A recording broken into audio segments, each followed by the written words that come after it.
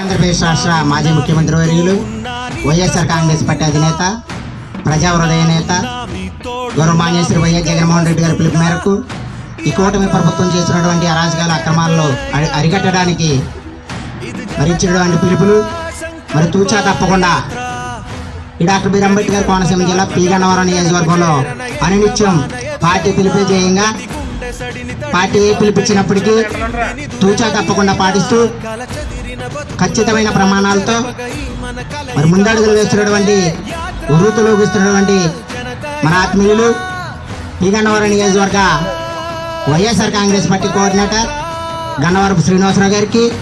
సభాధ్యక్షుల వారికి వేదిక మీద ఉన్న అతిరథ మహారాజులకు వైఎస్ఆర్ కాంగ్రెస్ పార్టీ జెండాను భుజ స్కంధాల మీద వేసుకుని నిత్యం పార్టీ గెలిపే జయంగా పార్టీ కోసం శ్రమిస్తున్నటువంటి వైఎస్ఆర్ కాంగ్రెస్ పార్టీ నాయకులకు కార్యకర్తలకు నా హృదయపూర్వక నమస్కారాలు తెలియజేస్తూ ఖచ్చితంగా రానున్న 2029లో జననేత జగన్మోహన్ రెడ్డి గారిని ముఖ్యమంత్రిని చేసుకోవాలి. మనం ఈ రోజున ధైర్యంగా రొమ్ము విరుచుకుని ప్రతి గ్రామానికి వెళ్ళి ప్రతి ఇంటికి వెళ్ళి పార్టీ ఇచ్చిన పిలుపు ప్రజల్లోకి తీసుకెళ్తున్నాం అంటే ఆనాడు 2019-2024 మధ్యలో గౌరవనీయ శ్రీ వైఎస్ జగన్మోహన్ రెడ్డి గారు చేసినటువంటి సంక్షేమమేనా అనేసి సందర్భంగా తెలియజేస్తున్నాను. ఇప్పటి వరకు మనం ఏ కార్యక్రమానికి వెళ్ళినా కూడా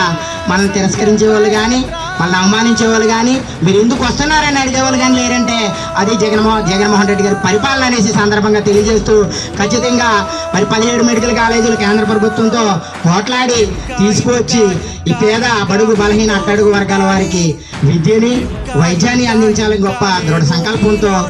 గొప్ప సంకల్పంతో నిర్ణయం తీసుకుని జగన్మోహన్ రెడ్డి గారు మనకు మరి మెడికల్ కాలేజీలు తీసుకొస్తే అదేదో నారా చంద్రబాబు నాయుడు గారు అత్తగారి సొమ్మైనట్టు మరి ప్రైవేటీకరణ చేస్తున్నారు. ఇది చాలా దుర్మార్గమైనది. ఖచ్చితంగా వైఎస్ఆర్ కాంగ్రెస్ పార్టీ నాయకులు కార్యకర్తలు కూడా జగనన్న వదిలిన వాళ్ళే బాణం వల్లే దీన్ని ఎదుర్కోవాల్సిన పరిస్థితి ఉందని సందర్భంగా తెలియజేస్తూ ఈ కోటి సంతకాల సేకరణ రచ్చబండ కార్యక్రమాలు మన నియోజకవర్గంలో దిగ్విజయంగా అమలాపురం పార్లమెంట్లో దిగ్విజయంగా మరి కార్యకర్తలు అలాగే కోఆర్డినేటర్ గారు కూడా మమేకమయ్యి దీన్ని ముందుకు నడిపిస్తున్నందుకు ప్రతి ఒక్కరికి కూడా అభినందనలు తెలియజేస్తూ ఖచ్చితంగా